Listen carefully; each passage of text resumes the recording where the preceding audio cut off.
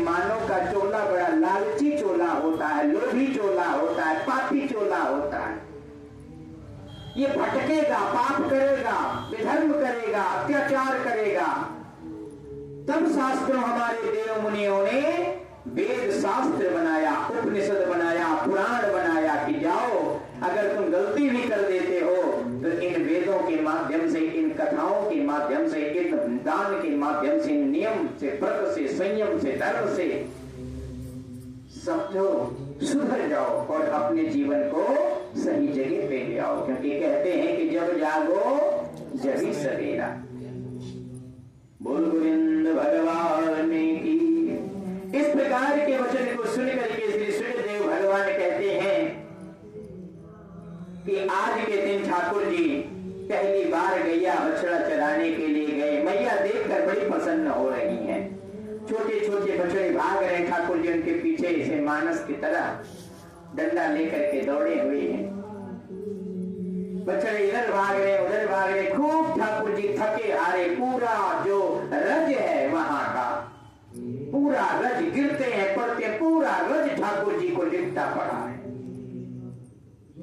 इसीलिए कहा जाता है हमारे कन्हैया जी ने जब रज अपने शरीर में बेशक गिर पड़ के लगाया तो हम जानबूझ करके थोड़ा लगा ले।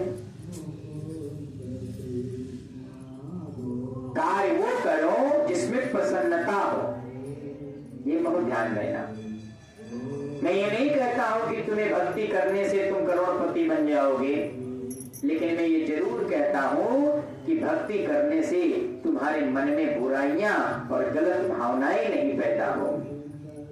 कोई भी गलत भाव पैदा होगा, कोई भी पाप मन में सवार होगा, अगर तुम वास्तविक रूप से भक्ति करोगे तो एक बार वो तुम्हें जरूर रोकेगा, जरूर समझाएगा। उसके बाद तुम लालच में आकर के, लोभ में आकर के गलत कर भी दोगे, लेकिन तुम्हारी आत्मा, तुम्हारी भक्ति एक बार तुम्हें जरूर समझाएगी कि तुम अब गलत करने जा रहे हो। बोल गोविंद भगवान की जय। बाबा जब गैया चराने के लिए जाते हैं तो बड़ी सुंदर भजन एक उस पे लिखते हैं कि छोटी छोटी गैया, छोटे छोटे ग्वाल, छोटी छोटी गैया, छोटे छोटे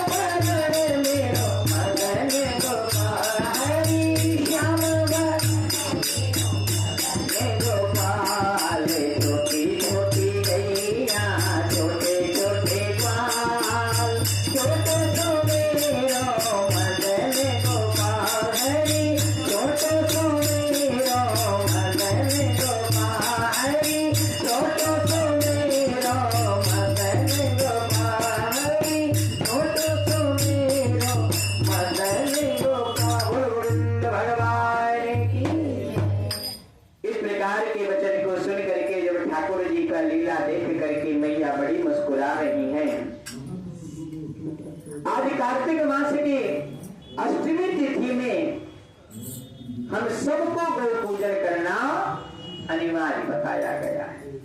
ये कथा जो है ये केवल सिखाने के लिए सुनाई जाती है, बताने के लिए सिखाई जाती है, और कथा अपने जीवन में उतारने के लिए सुनी जाती है। कथा तो रोज कहीं ना कहीं सुनते हो, लेकिन कथा, पूजा, प्रवचन, सत्संग, भजन से भी यदि तुम्हारे मन में बदलाव नहीं आया, भाव नहीं आया, तो समझ लो कि तुम्हारी पूजा, तुम्हारी कथा फल तुम्हें नहीं दे रही है। ये बहुत ध्यान देना। दोनों टाइम आप पूजा कर रहे हो और तुम्हारी बुराइयां, तुम्हारा लोभ, तुम्हारा लालच, तुम्हारा पाप में कोई बदलाव नहीं आ रहा है, तो तुम अपने मन में ये बात तुरंत समझ लेना कि मेरी पूजा मुझे फल नहीं दे रही है। और जिस दिन तुम्हारे मन में ये बदलाव आ जाए, तुम्हारे कर्मों में ये बदलाव आ जाए, तो समझ लेना कि मेरी पूजा सफल हो रही है। लेकिन हम लोग कैसे जानते हैं कि पूजा सफल हो रही है? आज 5,000 कमाए हैं, भगवान से कहेंगे 10,000 कमा देना, कमवा दिए तो हमारी पूजा लग गई, और अगर नहीं कमवाए तो हमारी पूजा नहीं लगी। हम केवल लोभ में फंस करके और पूजा को मिथ्या कर देते हैं। बोल गोविंद भगवान की, बोल बांके बिहारी लाल की, श्री कृष्ण गोविंद हरे मुरारी, हे नाथ